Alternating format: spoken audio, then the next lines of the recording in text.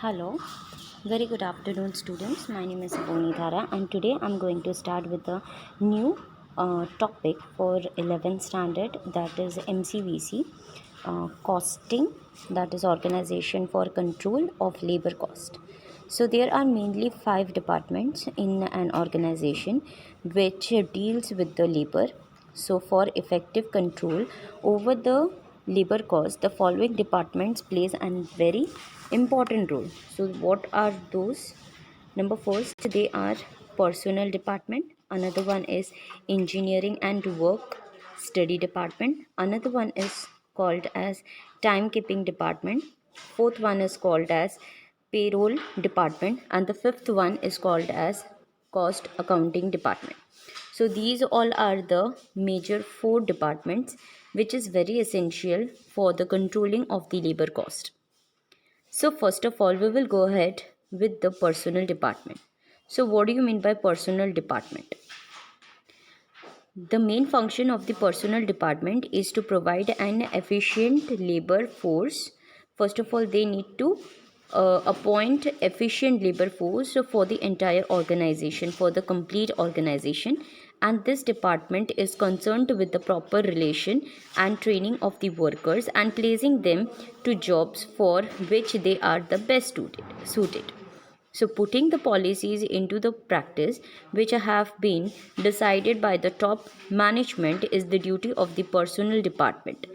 The work relating recruitment, interviewing, testing, physical examination, assignments to jobs, etc. These all are carried out by the personnel department. So, बच्चों, personnel departments are those department which try to appoint those persons or laborers in the efficient manner to the entire departments of the organization, and who plays a very important role on it, because it gives the training to the workers as well as placing them to the right job who is suited on that particular job. So that is why it is very much important for this department to appoint all the departments efficiently in the organization. Moving ahead with the next topic, that is subtopic, that is engineering and work study department. So engineering department is primarily concerned with the maintaining control over working conditions and the production methods for each job, process, operations or department. It undertakes the following functions like preparing preparing the specification for each job or process, then supervision of production activity.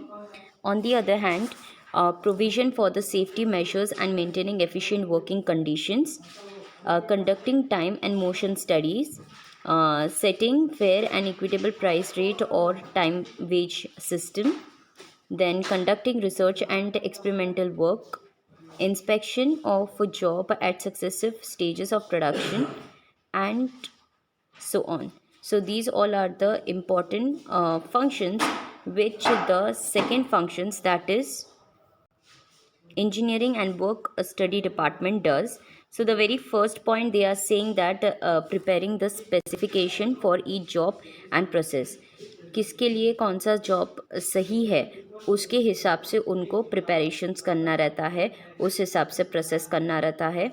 Next one is supervision of the production activity. Supervision करना रहता है कि कितना production activity हुआ है, कितना हम लोग का प्लानिंग है और कितना हम लोग का अचीव हुआ है. थर्ड में बताया गया है that is provision for the safety measures and maintaining efficient working conditions.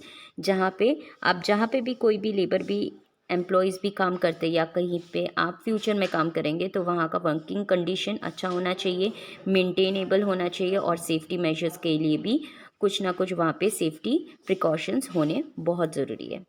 On the other hand the fourth one is conducting time and motion studies का मतलब है कि वहाँ पे जो कुछ भी टाइम लिमिट के हिसाब से वर्किंग होता है उस हिसाब से स्टडी किया जाता है, ये यहाँ पे बताया है। Number fifth one is setting fair and equitable price rate और वेज टाइम वेज सिस्टम। इसका मतलब है कि अच्छी तरह से आपको वेज देना है, वेजेस देना है। वेजेस का मतलब होता है जो लेबर को मिलता है पर आवर के हिसाब से एंड पर डे के हिसाब से।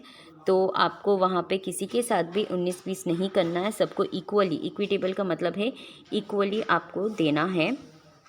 Okay. On the other hand conducting research and experimental work, जो भी R&D करना रहता है कि क्यों हम लोग का बैकलॉग हुआ था, क्या हम लोग उसमें अचीव कर पाएंगे या नहीं, तो R&D करना बहुत ज़रूरी, that is research and development. On the other hand inspection of the job at successive stages of production, हर एक पर्टिकुलर स्टेज में वो वहाँ पे इंस्पेक्शन करना बहुत ज़्यादा ज़रूरी है। So this is what here they are saying all about. Next one is time keeping department. So time keeping department में time keeping and time booking, ये दो चीज़ें हैं। जहाँ पे टाइम कीपिंग का मतलब होता है कि time keeping is the recording of the workers time of the arrivals and the departure. Arrivals का मतलब है कितने समय आते हैं और डिपार्चर का मतलब है कितने समय तक रहते हैं, यानी कि जाते हैं। सो टाइम कीपिंग में be the statutory requirement. Statutory का मतलब होता है कंपलसरी। ये हर एक कंपनी में रहता है कि कितने घंटे के लिए वो कंप्लीट करने के लिए आते हैं लेबर, एम्प्लॉय एक्सेट्रा। सो ये एक स्टैट्यूटरी रिक्वायरमेंट है हर एक कंपनी में।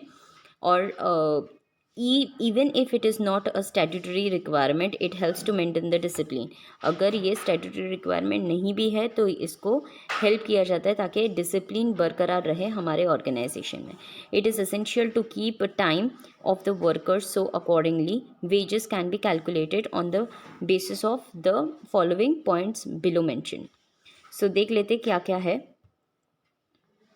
Preparation of the payrolls, where workers are paid on the time basis. Then meeting of the statutory requirement, क्या क्या ज़रूरत है वो। Third one for the internal administrative, जैसे कि इंक्रीमेंट होता है, पेंशन मिलता है, प्रोविडेंट फंड होता है, ग्रेजुटी मिलता है, लीव बेनिफिट्स मिलता है, ये सारी चीज़ें यहाँ पे देखा जाता है। For proper distinction between the direct and the indirect labour, इसके बारे में भी यहाँ पे देखा जाता है। And the next one is enforcing regularity and discipline. Regularity का मतलब है काम पे पंचुअली आना और एब्सेंटिज्म ना क्रिएट करना ज़्यादा। For ascertaining idle labour time and idle machine time. So ये सारी चीज़ें इम्पॉर्टेंट है कि कैसे किस तरह से आइडल टाइम को हम लोग को रिकवर करें और आइडल मशीन टाइम को रिकवर करें। यानी कि आइडल टाइम का मतलब होता है कि कुछ भी नहीं करना का टाइम। कभी कभी इंसान 9 घंटे बोलते हैं लेकिन 9 घंटे कंटिन्यूसली कोई भी इंसान काम नहीं कर सकता। सो 9 घंटे में से एटलीस्ट 8 आवर्स आपका प्रोडक्टिव दिखाता है और 1 आवर का ब्रेक टाइमिंग दिखाता है। सो उस हिसाब से ये ब्रेक टाइमिंग जो है वो आइडल टाइम हो जाता है, क्योंकि ये ब्रेक टाइम में कोई भी कुछ भी करता नहीं है एंड इसीलिए प्रोडक्शन एंड प्रोडक्टिविटी होता नहीं है कंपनी में। सो फॉर दैट रीज़न एसेटनिंग का मतलब होता है कैलकुलेटिंग, जज करना कि time idle time labour time कितना है और आइडल मशीन टाइम कितना है। सो ये था हम लोगों का टाइम कीपिंग। आगे देखते हैं कि time methods of time keeping क्या रहता है। मैनुअल मेथड्स रहता है और मैकेनिकल मेथड्स रहता है। मैनुअल मेथड्स में आपको दिखाया जाएगा अटेंडेंस रजिस्टर, जो कि आपको पता ही है। And next one is token और डिस्क मेथड, ये अलग टाइप का एक मेथड होता है जो फॉलो किया जाता है कुछ कुछ कंपनीज। मैकेनिकल मेथड में आपका टाइम रिकॉर्डिंग क्लॉकवाइज होता है। नेक्स्ट डायल टाइम रिकॉर्डर होता है। देन की रिकॉर्डर सिस्टम होता है और कंप्यूटर और पंचिंग, जैसे थंब पंच वगैरह रहता है, तो उस हिसाब से मैकेनिकल मेथड रहता है जिसमें कोई भी मैनुअली करने की कोई ज़रूरत नहीं रहता है, ऑटोमेटिकली वो इलेक्ट्रॉनिक बेसिस में मैकेनिकली वो रिकॉर्ड हो जाता है। सो इस तरह से हम लोग का मैकेनिकल मेथड और मैनुअल मेथड हो चुका है।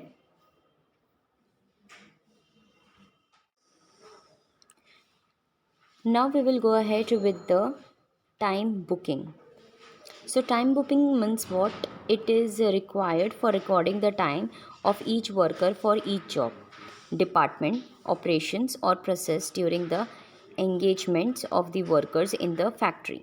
So time booking is the recording of the time for the purpose of the cost analysis and appointment of labor cost between the various jobs. So इसी को क्या बोला जाता है? टाइम बुकिंग बोला जाता है, जहाँ पे एग्जैक्टली रिकॉर्डिंग किया जाता है कितना ही टाइम तक एक एक वर्कर हर एक अपना अपना जॉब कर रहा है अलग अलग डिपार्टमेंट्स में. सो ऑब्जेक्टिव क्या है? ऑब्जेक्टिव का मतलब है एम क्या है, उसके पीछे गोल क्या है. So to find out the cost of each job operation process से हम लोग को पता चलता है कि कितना एक एक जॉब के पीछे हम लोग का रिक्वायरमेंट रहता है. To calculate the cost of idle time का कैलकुलेशन हम लोग को लेना पड़ता है. To apportion cost between the various jobs on the suitable basis, अलग अलग सुटेबल बेसिस में रहता है. On the other hand to establish fair and suitable wage system, मतलब फेयरनेस और सुटेबल वेज सिस्टम करना बहुत ज़रूरी हो जाता है. And on the other hand to make maximum use of attendance time, अच्छी तरह से अटेंडेंस टाइम भी कलेक्ट करना बहुत ज़रूरी रहता है. So to have the effective cost control and the cost reduction is important. So that is why it is called as what? Time booking.